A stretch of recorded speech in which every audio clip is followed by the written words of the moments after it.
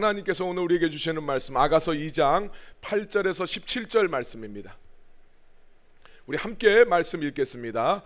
내 사랑하는 자의 목소리로구나. 보라, 그가 산에서 달리고 작은 산을 빨리 넘어오는구나. 내 사랑하는 자는 노루와도 같고 어린 사슴과도 같아서 우리 벽 뒤에 서서 창으로 들여다보며 창살 틈으로 엿보는구나. 나의 사랑하는 자가 내게 말하여 이르기를, 나의 사랑, 내 어여쁜 자야, 일어나서 함께 가자. 겨울도 지나고 비도 그쳤고 지면에는 꽃이 피고 새가 노래할 때가 이르렀는데 비둘기의 소리가 우리 땅에 들리는구나. 무화과 나무에는 푸른 열매가 익었고 포도나무는 꽃을 피워 향기를 토하는구나. 나의 사랑, 나의 어여쁜 자야, 일어나서 함께 가자. 바위 틈 낭떠러지 은밀한 곳에 있는 나의 비둘기야, 내가 내 얼굴을 보게 하라. 내 소리를 듣게 하라. 내 소리는 부드럽고 내 얼굴은 아름답구나. 우리를 위하여 여우 곧 포도원을 허는 작은 여우를 잡으라. 우리의 포도원에 꽃이 피었습니다. 내 사랑하는 자는 내게 속하였고 나는 그에게 속하였도다. 그가 백합화 가운데서 양떼를 먹이는구나. 내 사랑하는 자야, 날이 저물고 그림자가 사라지기 전에 돌아와서 베데르산의 노루와 어른 사슴 같을지라. 아멘. 옆 사람하고 인사하겠습니다. 빛이 있으라. 빛이 있으라. 은혜의 생명에 비치신 예수님이 여러분들의 삶에 충만하게 임하시길 우리 예수님의 이름으로 축원합니다. 자, 우리 참된 신앙인들의 고백에 대해서 우리 지난주에 함께 나눴지요. 내가 비록 검으나 아름답다, 계달의 장막 같을지라도 솔로몬의 휘장과 같다라는 이런 고백, 이 복음에 기초한 이런 고백이 참된 신앙인들의 고백이라고 그랬습니다. 예수님은 허물과 죄로 가득한 우리의 죄를 씻어주시고 우리를 그리스도의 신부로 삼아주셨어요. 이 은혜를 깨닫게 되는 성도는 새 언약의 백성으로서 날마다 주님의 상에 앉아서 향기로운 그 향기, 나드 향기를 뿜어내게 되어 있습니다. 그리고 주님 앞에 주님 계신 곳을 좀 나한테도 알려주십시오. 나도 주님의 방으로 인도하여 주셔서 주님과 교제하게 해달라고 기도하게 돼 있어요. 그래서 정말 주님과 함께 잔치의 즐거움과 기쁨을 누리고 그리스도의 깃발 아래서 당당하게 살아가게 되는 것, 이것이 우리가 지난주 살펴봤던 성도의 모습입니다. 자, 오늘 말씀에서 신랑의 모습으로 그려진 예수님은 그리스도의 신부를 대할 때 아주 정중하고 인격적인 모습으로 신부를 대하신다 하는 것을 우리가 보게 되죠. 자, 아가서 2장 8절 9절 말씀 다시 한번 읽겠습니다. 시작. 내 사랑하는 자의 목소리로구나. 보라, 그가 산에서 달리고 작은 산을 빨리 넘어오는구나. 내 사랑하는 자는 노루와도 같고 어린 사슴과도 같아서 우리 벽 뒤에 서서 창으로 들여다보며 창살 틈으로 엿보는구나. 신랑이신 예수님을 우리 8절 말씀에 보니까 높은 산을 정복하고 작은 산을 넘어서 신부에게 달려오시는 분으로 소개를 하고 있습니다. 성경에서의 산은 뭔가 여정을 방해하는 요소죠. 산을 넘고 들을 건너서, 이 산이라는 것은 뭔가 이 여정, 그 길을 방해하는 요소들입니다. 근데 주님은 큰 산이든지 작은 산이든지 상관없이 그 모든 방해들을 제압하고 그 방해를 뛰어넘어서 당신의 신부이신 그리스도의 신부인 교회를 만나기 위해서 달려오시는 분이에요. 그런데 온 우주의 창조자이신 우리 예수님이 이 모든 피조 세계를 정복할 수 있는 능력이 있는 전능자이심에도 불구하고 그의 신부를 대할 때는 전능자로서 막 이렇게 하시는 게 아니라 굉장히 섬세하고 인격적으로 대하시는 것을 우리가 보게 됩니다. 이 전능자이면 문을 열어라, 큰 소리 치고 또 문을 그냥 박차고 들어오실 수도 있는데 주님은 거기까지 찾아오셔서 그렇게 하지 않고 벽 뒤에 서서, 우리 9절 말씀이죠, 벽 뒤에 서서 창으로 안을 들여다보며 창살 틈으로 들여다보고 계신다, 그렇게 말씀합니다. 여기에 보면 벽을 우리 벽이라고 신부가 이야기하고 있어요. 그러니까 이 벽은 신랑이신 예수님이 친 벽이 아니라 신부가 만든 벽이에요. 신부가 만든 벽이 있는데 주님은 그 벽 뒤에 서서 막 뚫고 들어오는 것이 아니라 그 바깥에 서서 들여다보고 계신다라고 이야기합니다. 신랑이신 예수님은 위엄 있는 전능자시지만 신부의 마음을 살피시는 분이에요. 자, 우리는 신랑 예수님의 모습을 통해서 사랑하는 법을 좀 배울 필요가 있지요. 신랑은 신부 위에 군림하는 자가 아닙니다. 전능하신 하나님도 하찮은 피조물에 불과한 인간을 그렇게 대하시지 않으셨어요. 세심하게 그 마음을 관찰하고 헤아려 주셨죠. 마찬가지로 우리 신랑들도 신부의 마음을 살펴보고 헤아려 줄 필요가 있습니다. 함부로 대하지 않고 조심스럽게 기다려주고 그 마음을 만져줄 필요가 있습니다. 자, 신랑은 신부에게 데이트하기엔 너무나 좋은 계절이 되었으니까 함께 가서 좋은 시간을 가지자고 권유를 하고 있습니다. 그게 10절에서 3절에 있는 말씀입니다. 다시 한번 우리 말씀을 읽겠습니다. 시작. 나의 사랑하는 자가 내게 말하여 이르기를 나의 사랑 내 어여쁜 자야 일어나서 함께 가자. 겨울도 지나고 비도 그쳤고 지면에는 꽃이 피고 새가 노래할 때가 이르렀는데 비둘기의 소리가 우리 땅에 들리는구나. 무화과 나무에는 푸른 열매가 익었고 포도나무는 꽃을 피워 향기를 토하는구나. 나의 사랑 나의 어여쁜 자야 일어나서 함께 가자. 말씀을 훑으면서 좀 볼게요. 10절 말씀, 신부를 향해서 이야기를 합니다. 나의 사랑 나의 어여쁜 자야, 그 자리에 앉아만 있지 말고 나와 함께 가자, 이렇게 이야기합니다. 신랑은 또 11절 말씀에 이야기합니다. 겨울도 지나고 비도 그쳤다. 12절 말씀 보니까 지면에 꽃들이 피고 새들도 지금 다 노래하고 있다. 13절 말씀, 무화과 나무는 지금 푸른 열매로 익어가고 있습니다. 포도나무는 이제 막 꽃을 피워서 향기를 발하고 있습니다. 둘이 함께하기엔 너무 좋은 시간입니다. 오늘 아침에 교회 앞에서 한 집사님 만나서 집사님 날씨가 너무 좋습니다 그랬더니 그러게 말이에요 이렇게 말씀하시더라고요. 이런 날입니다. 함께 좋은 시간을 갖자고 이야기를 하고 있어요. 예수님은 오늘 우리들한테도 함께 좋은 시간을 갖자고, 함께 사귐을 갖자고 찾아오십니다. 우리가 지난 금요일 날 말씀을 나누면서 우리 예수 그리스도의 보혈의 은혜로 구원받은 성도들한테 구원받았으니까 그것으로 충분한 것이 아니라 오늘 우리는 주님과 함께하는 시간, 주님과 사귐의 시간이 절대적으로 필요하다라고 우리가 함께 말씀을 나눴습니다. 왜냐하면 우리가 예수님의 보혈로 하나님의 자녀가 되었지요. 그렇지만 새로운 피조물이 되었지만 우리 안에는 여전히 옛사람의 본성이 남아있기 때문에 성도들은 구원받은 것으로만 만족해서는 안 되고 적극적으로 새 생명 가운데서 살아갈 필요가 있다. 그런 노력들이 우리들의 삶 속에 필요하다라고 말씀을 나눴습니다. 자, 로마서 6장 4절 말씀 같이 읽겠습니다. 그러므로 우리가 그의 죽으심과 합하여 세례를 받음으로 그와 함께 장사되었나니 이는 아버지의 영광으로 말미암아 그리스도를 죽은 자 가운데서 살리심과 같이 우리로 또한 새 생명 가운데서 행하게 하려 함이라. 할렐루야. 그렇습니다. 주님께서 우리를 죽음에서 살리신 이유들은 오늘 우리들이 주님이 죽음에서 부활하신 것처럼 새 생명 가운데서 살아가시게 하시기 위해서 주님이 우리를 살려주셨다라고 이야기합니다. 우리 이제 지금 시편 119편 말씀 우리 지금 묵상하고 있잖아요. 진리를 봐도 진리를 깨달을 능력이 없고 하나님의 뜻을 알아도 순종할 수 없는 것이 인간이다라고 성경에서 이야기하고 있어요. 이게 이제 우리 신학적으로 말하면 전적 타락이죠. 그래서 오늘 우리는 하나님의 도우심을 간구할 수밖에 없어요. 그러니까 내 삶에 무슨 재정적으로 궁핍하고 어떤 내가 뭐 원하는 대로 안 되니까 하나님의 도우심을 구할 뿐만 아니라 그것도 당연히 필요하지만 우리가 하나님의 백성이 되었어도 진리의 말씀을 듣고 진리 가운데 살아갈 수 있는 능력이 안 된다는 거예요. 인간이 그게 안다고 해서 살지를 못합니다. 그래서 하나님의 도우심을 간구할 수밖에 없다. 다윗이 이것을 너무나 잘 알고 있습니다. 자기가 죄악된 본성을 가지고 있고 하나님 앞에 순종할 수 없는 존재라는 것은 너무나 잘 아니까 하나님 앞에 간절히 기도해요. 하나님, 나를 좀 도와주세요. 나를 진리의 말씀을 깨닫게 해주세요. 주의 율례를 내가 배우게 해주세요. 하나님의 말씀 가운데 나를 인도해 주세요. 이렇게 기도하고 있는데 그 내용이 시편 119편의 내용이라고 그랬어요.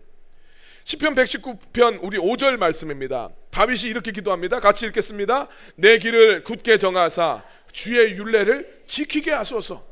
내가 주님 율례를 지키겠습니다 이렇게 말하는 게 아니라 주님, 날 좀 붙잡아 주셔서 내가 하나님의 율례를 순종할 수 있게 해주세요 이렇게 기도하는 겁니다. 왜 그렇게 기도합니까?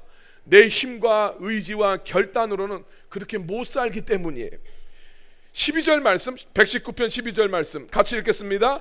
찬송 받으실 주 여호와여 주의 율례들을 내게 가르쳐 주소서.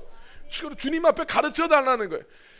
타락한 인간은 우리 이제 계시란 말을 하죠. 하나님이 열어주시지 않으면 깨달아지지 않는 거예요.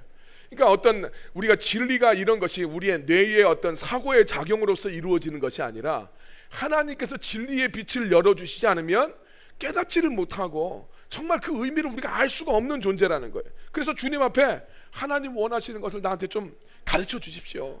주님의 뜻을 알게 해달라고, 주님의 뜻에 순종할 수 있게 해달라고, 도와달라고 기도하는 겁니다.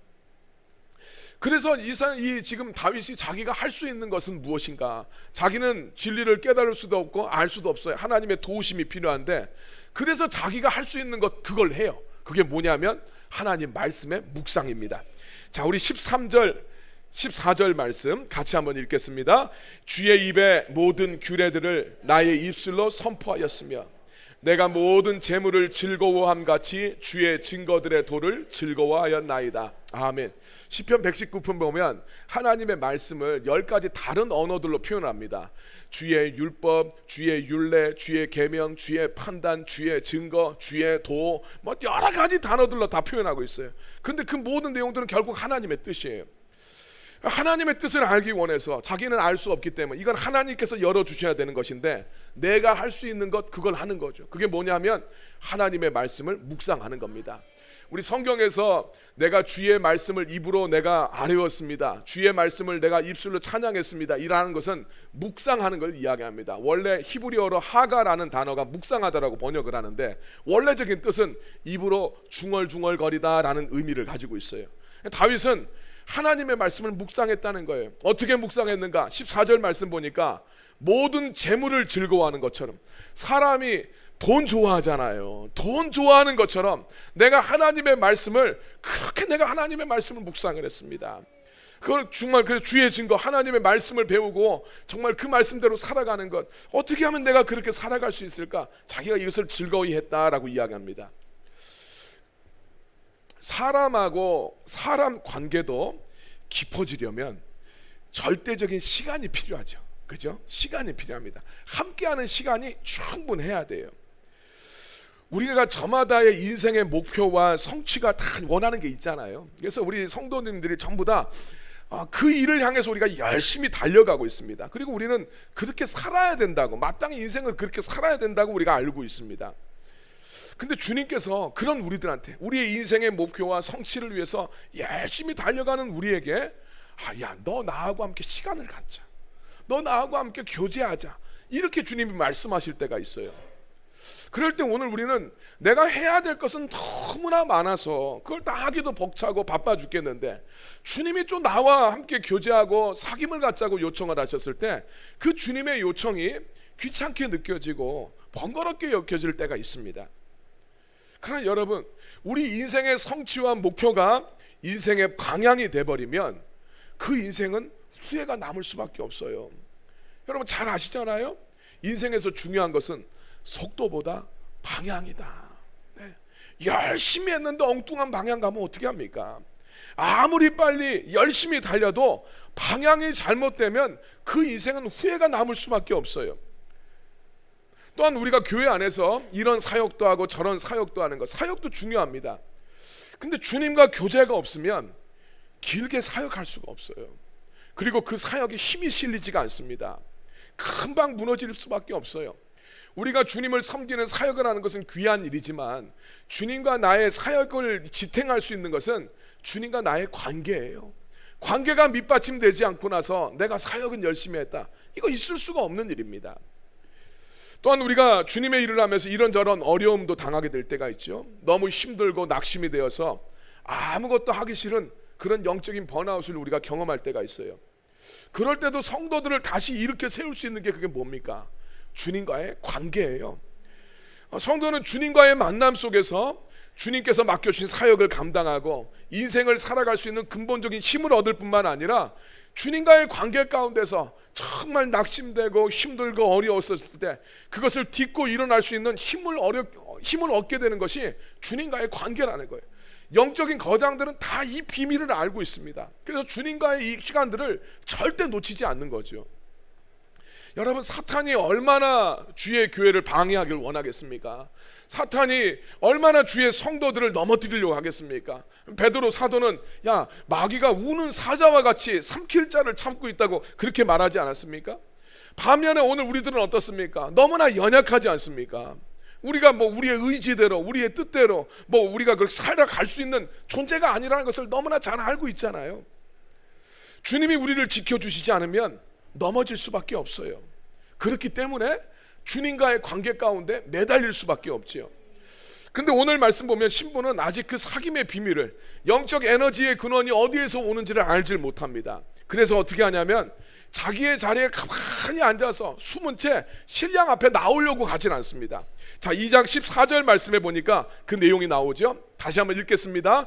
바위 틈 낭떠러지 은밀한 곳에 있는 나의 비둘기야, 내가 내 얼굴을 보게 하라. 내 소리를 듣게 하라. 내 소리는 부드럽고 내 얼굴은 아름답구나. 자, 신부는 지금 어디 있냐면 바위 틈 낭떠러지 은밀한 곳에 있어요. 신랑은 그 신부한테 야, 내려오라고, 그곳에서 내려와서 나한테 당신의 얼굴을 보여주고 당신의 그 고운 목소리를 들려달라고 요청을 하고 있습니다. 바위 틈 낭떠러지 은밀한 곳, 이것은 신부가 가지고 있는 신랑과의 정서적인 거리를 의미하죠. 신랑과 거리감을 두고 자기 은밀한 곳에 그냥 머물러 있어요. 근데 여러분, 바위 틈 은밀한 곳은 또 어떤 곳입니까? 낭떠러지예요. 위험한 곳입니다.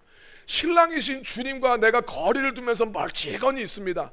주님의 그 부르심 가운데 내가 귀찮기도 하고, 또 주님 앞에 그 주님의 부르심이 정말 나한테 별로 그렇게 와닿지 않아서 그냥 나의 은밀한 곳에 그냥 가만히 앉아 있어요. 주님과 멀찍이 떨어져 있습니다. 그곳에서 자기는 안전하다고 생각하겠지만 주님은 이야기합니다. 그것은 낭떠러지야. 그건 떨어질 수밖에 없는 위험한 곳이라고 이야기합니다. 어떤 성도님이 큐티 나눔을 하면서 이야기를 하는데 그런 이야기를 들었습니다. 큐티를 자기가 하긴 하는데 맨날 같은 죄와 허물을 하게 되는데, 그러면서도 자기 삶을 돌아보면 지난주 말씀과 이번 주 말씀, 또 그 다음 주 말씀, 전혀 믿음의 진전은 없고 매번 그냥 내가 주님 말씀에 순종하지 못합니다. 내가 주님 말씀에 이렇게 뜻대로 살지 못합니다. 이런 모습만 나누는 자기 모습을 바라보게 되니까 참 괴롭고 한심하게 여겨지라는 거예요. 그러면서 야, 맨날 똑같은 이런 결론만 나는데 이런 큐티를 계속하는 게 맞는 건가 하는 그런 생각이 든다는 이야기를 들었어요. 그러나 여러분, 큐티라도 하니까, 그거라도 하니까 자기의 연약함과 자기의 죄악이 보이는 거 아니겠어요? 그거 안 하면 잘하고 있다고 생각할 거 아닙니까? 내가 교회 나오고 있으니까 나 잘하는 것이고, 내가 헌금 드리고 있으니까 내가 잘하는 것이고, 내가 어떤 거 하니까 나 잘하고 있다고 생각을 합니다. 그뿐만 아니라 자기가 매번 같은 문제를 느끼면서도 자기 문제를 내 스스로 극복할 수 없는 자기의 연약함이 있다는 걸 발견하고 있어요. 그것도 큐티하니까 깨닫게 되는 거 아닙니까? 야, 내가 안 되는구나. 이거 내 힘으로 안 되는구나. 내 연약함들이 이렇게 내가 인식을 하고 있는데 내 힘대로 안 되는 걸 보는 거예요.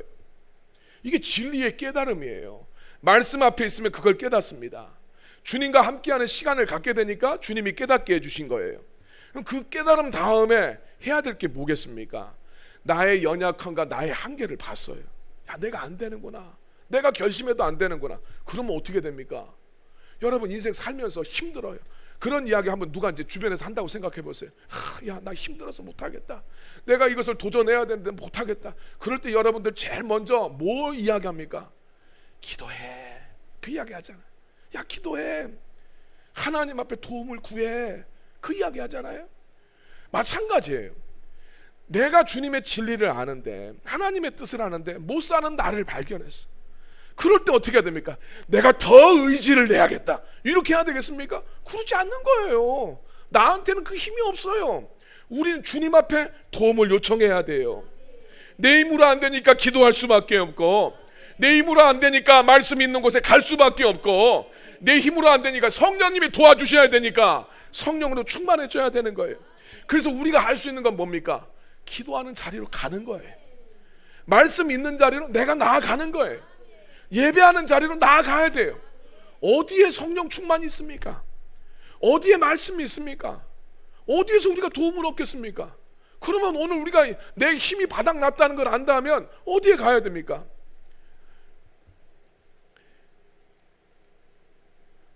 그분이 내 안에서 역사해서 나를 이끌어 주시도록 오늘 생명의 원천이신 주님 앞에 우리의 플러그를 꼽아야 되는 거예요.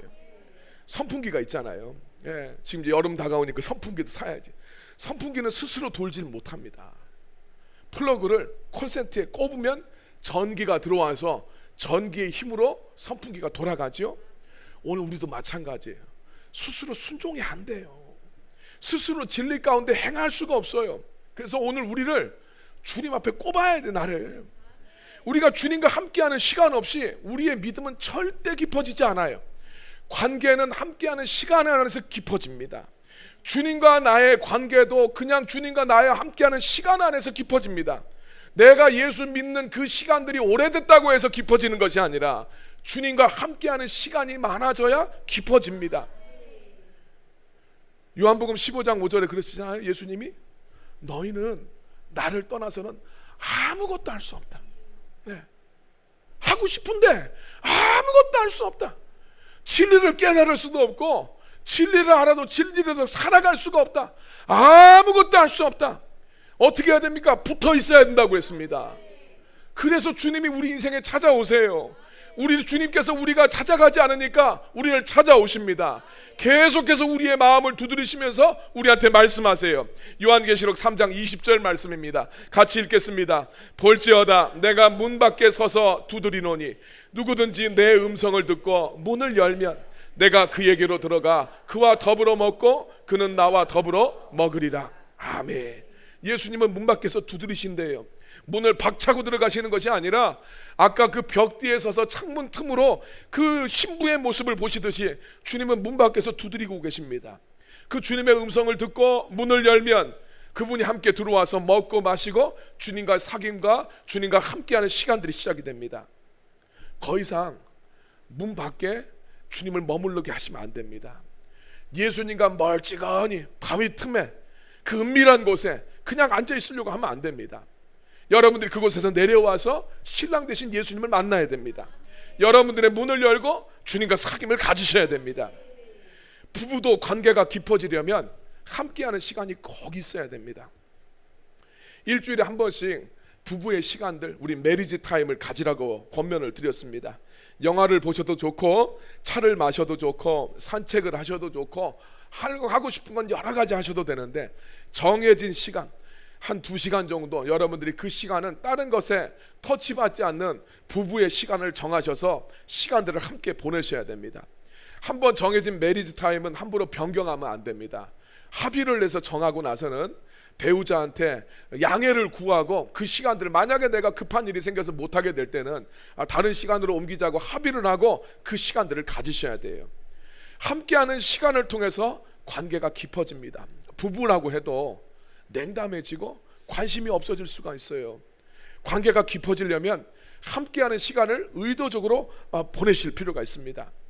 우리는 주님과의 관계가 깊어지도록 또 주님과의 이 관계가 방해되는 것들을 주님 앞에 말씀드리고 주님의 도우심을 구할 필요가 있어요.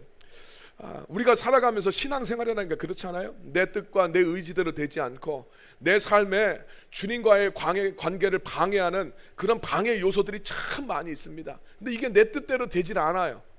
영적인 문제인 거예요. 그래서 이것을 주님 앞에 도우심을 요청을 해야 됩니다. 오늘 말씀을 보면 신부도 신랑에게 그 도움을 요청을 하고 있습니다. 아가서 2장 15절 말씀 같이 읽겠습니다. 우리를 위하여 여우 곧 포도원을 허는 작은 여우를 잡으라. 우리의 포도원에 꽃이 피었습니다. 그렇습니다. 여기서 포도원은 신랑과 신부의 사귐을 이야기하는데 이 사귐을 방해하는 작은 여우를 잡아달라고 이야기합니다. 신부가 요청하는 거죠. 우리의 관계를 방해하는 작은 여우를 붙잡아 주십시오. 주님과의 관계가 내 힘대로 안 되는 거예요. 주님이 도와주셔야 됩니다.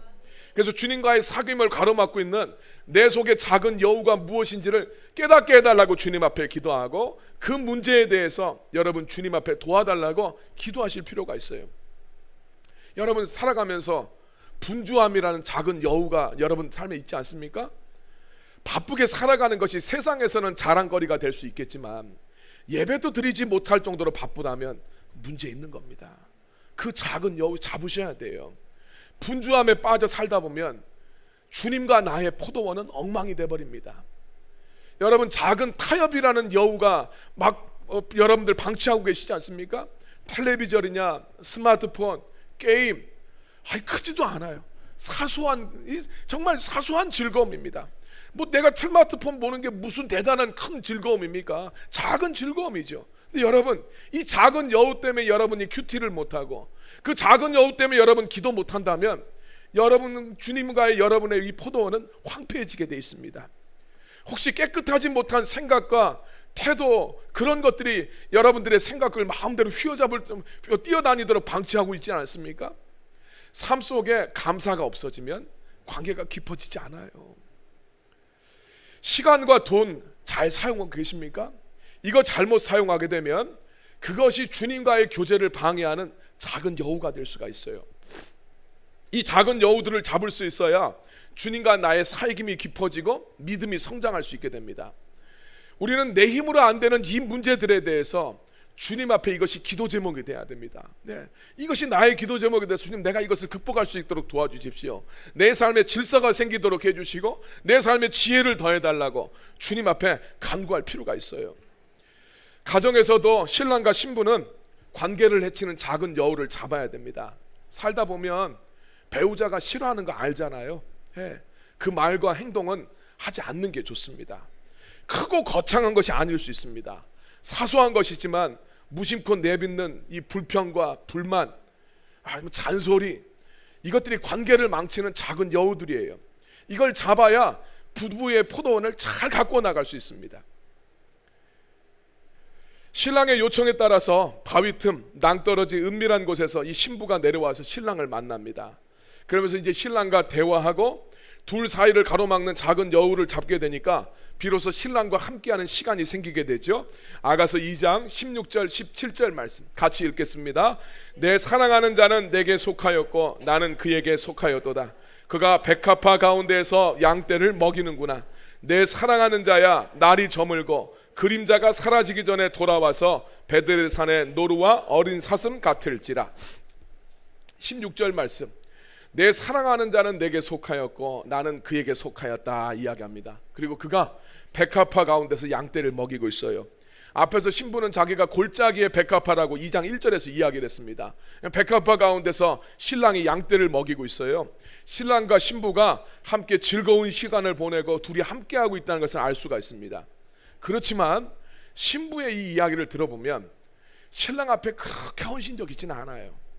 신랑과 함께 어디든지 가겠다라는 그런 고백들은 나오질 않습니다. 17절 말씀을 보니까 신부는 신랑한테 날이 저물고 그림자가 사라지기 전에 돌아와 달라고 요청을 하고 있습니다. 신부는 전폭적으로 신랑과 함께 어디든지 가는 그런 관계가 아니라 자기가 원하는 그때에만 신랑이 돌아와서 자기와 함께 해주기를 바라고 있습니다. 이 아가서에서 신랑과 함께하는 연합을 이야기하는 신부의 이야기를 보면 굉장히 자기중심적인 그런 신부였다라는 것을 알게 됩니다. 그런데 이 신부가 신랑을 향해서 신랑 중심적인 태도로 점점 시간이 지나면서 변해가는 것을 우리가 이 성경을 통해서 확인하게 됩니다. 우리가 아까 전에 봤던 아가서 2장 16절 말씀, 여기 보면 어떻습니까? 내 사랑하는 자는 나에게 속하였고 나는 그에게 속했다, 이렇게 이야기합니다. 신랑과 지금 사랑하는 관계이긴 합니다. 그런데 내 사랑하는 자가 내게 속했다는 이야기가 먼저 나와요.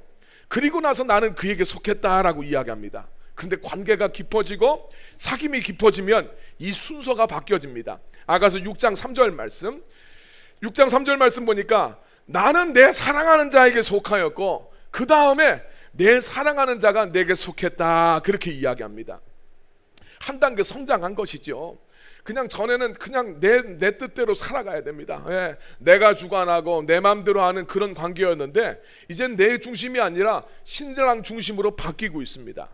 근데 이 사랑이 더 깊어지고 신랑을 더 사랑하게 되었었을 때는 이제는 신랑을 구속하려고 하지 않아요. 아가서 7장 10절 말씀, 나는 내 사랑하는 자에게 속하였다 고백하고 그 다음에 그가 내게 속했다는 이야기는 하지도 않아요. 그 다음에 이야기만 합니다. 그는 나를 사랑해, 이야기만 해요. 나는 내 사랑하는 자에게 속했어요. 내가 그를 구속하려고 하질 않습니다. 오직 그가 자기를 사랑해 주시는 것, 이것만으로 만족하고 그것을 잘 알기 때문에, 그 사랑의 크기와 넓이와 깊이가 얼마나 큰지를 알기 때문에 나는 이제 그에게 속했다, 나는 그의 뜻을 이뤄주는 존재다, 그가 나의 주인이다, 이 고백이 나오는 거죠. 자기중심적인 이 사랑의 관계에서 배우자 중심적인 사랑의 관계로서 성장해 나가는 것을 우리가 보게 됩니다. 주님과의 관계도 마찬가지 아니겠어요? 우리가 주님을 알고 주님과 함께 교제한다고 하지만 우리의 사랑은 되게 내 중심적인 경우가 굉장히 많아요. 하나님 이거 해주세요, 저거 해주세요, 하나님 이거 해주세요. 안 되면 막 속상하고 삐지고 합니다. 근데 정말 성숙해지는 성도는 뭡니까?